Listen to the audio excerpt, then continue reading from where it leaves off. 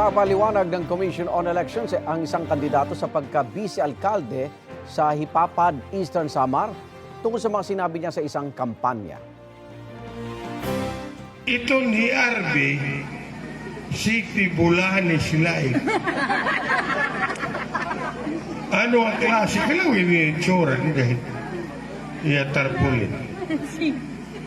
Pitulit ka bulan. Yan anak siya. So, may diferensya. Ulit ko iteroy hiton sa piyot damay. Warat bubot. Iprotak arag yung bubot nasin. Ayon sa COMELEC Task Force, safe, posibleng paglabag sa kanilang regulasyon kontra diskriminasyon at guidelines sa patas sa pangampanya.